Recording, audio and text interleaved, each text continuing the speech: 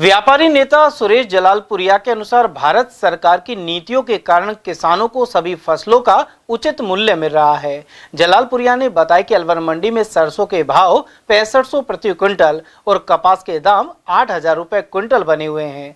बाजरा 2500, गेहूं 2800 और जौ का भाव लगभग 2500 रुपए प्रति क्विंटल है। ऐसे में लागत निकलने के साथ ही किसान को बचत भी हो रही है।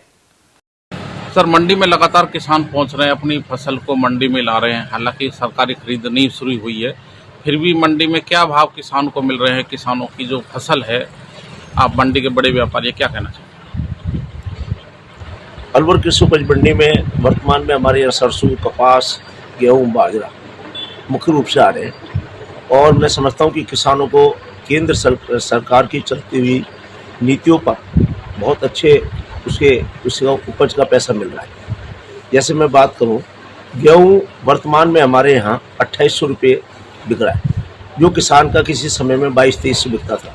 क्योंकि केंद्र सरकार हमेशा समर्थन मूल्य बढ़ाती रही है और गरीब व्यक्तियों का भी ख्याल रखने के लिए वो 2 रुपये किलो या फ्री में अनाज भी दे रही है। इसका असर हमारे किसान संतुष्ट हैं, किसानों को उपज मिल रही है।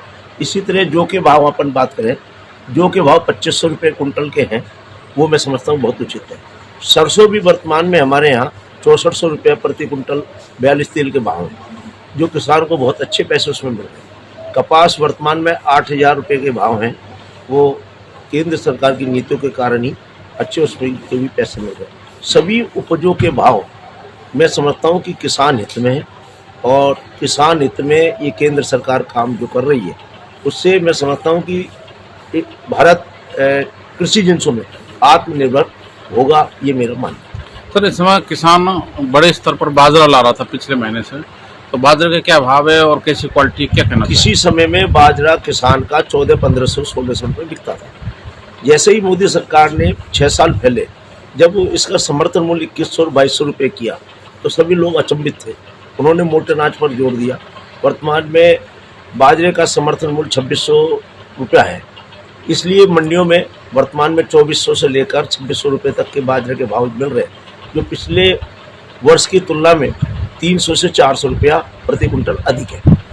सर, वैसे किसान बाजरे के बाद चना और तिल्ली भी बोता है, हालांकि ये कम बोई जाती है अलवर में फसलें, पहले ज़्यादा बोते थे। इनके क्या भाव है, इससे कितना मुनाफा हो रहा है किसान बाजरे के बाद सरसों, तिलहन पर आत्मनिर्भर बने, दलहन में आत्मनिर्भर बने, इसलिए भी केंद्र सरकार ने कुछ ही दिन पूर्व समर्थन मूल्य में भी इफाजा किया है और मैं समझता हूँ कि वो वास्तव में उनके भाव उसको मिलते हैं। इसलिए किसान आजकल सरसों, चना मन भर के बोता है।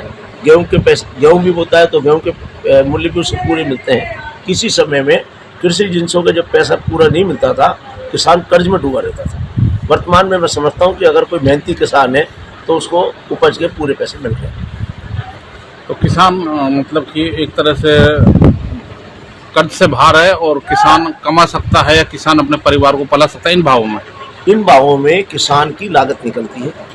हालांकि मैं एक किसान का जो हार्ड वर्क है उसे अपन देखें तो एक बात एक अलग है, लेकिन अगर पिछले 10 सालों की अपन तुलना करें, उसके मुकाबले किसान दिन पे दिन संपन्न होता जा रहा है और मैं समझता हूँ कि अगर यही नीति केंद्र सरकार की चली तो किसान अगले 10 सालों में अच्छा आर्थिक सुदृढ़ हो जाएगा।